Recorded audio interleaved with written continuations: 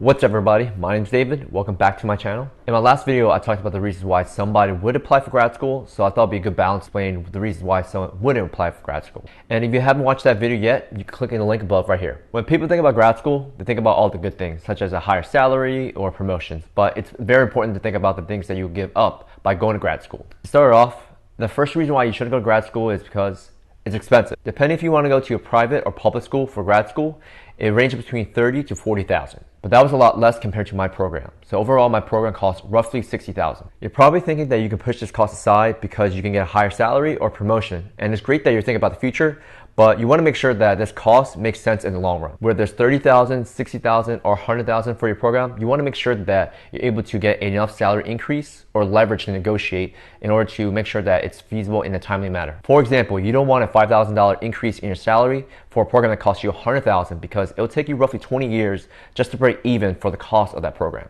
My recommendation, if you do apply for a grad program that's very expensive, make sure that you can figure out that you can get some aid from your employer, some grants, or federal aid. And besides being expensive financially, it's very expensive for your time. Time is the second reason why you shouldn't go to grad school. When I talk about time, I'm talking about the two different types of time.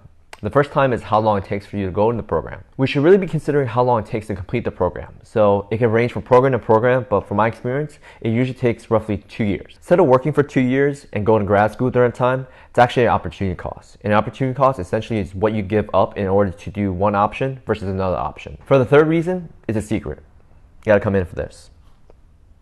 You don't really need it. You probably think I'm being hypocritical with my last video saying that there's reasons why you should go to grad school, and I totally agree. There's definitely reasons why you should go to grad school. In my last video, I explained that it really depends on person to person and for the role that they're applying for. In my honest opinion, I don't believe that you really need a master's degree unless there's some form of licensing or regulation regarding with the role that you're in. A graduate degree is great for the academic studies or the academic field, but what it really lacks is the experience. The fourth reason why you shouldn't go to grad school is because lack of experience. By lack of experience, what I mean is that the grad program that you're going to be enrolling into most likely wouldn't give you real world experience. So you're going to get a scenario where it's more academic based and not going to be more realistic of what's going to be in the working environment. With my experience in my grad program, it was really helpful for me to learn about some technical terms along with some of the technical skills that I learned, but it didn't really help me to actually be hands-on.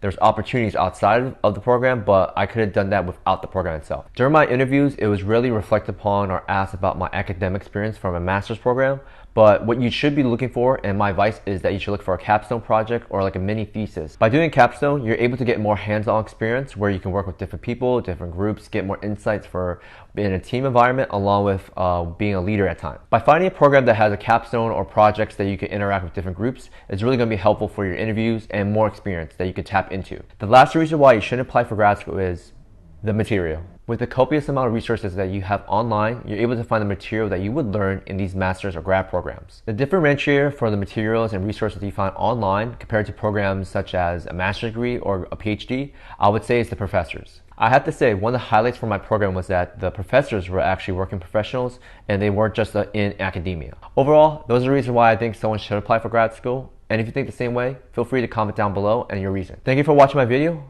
Feel free to like the video along with subscribing to my channel. Again, stay fresh, take care.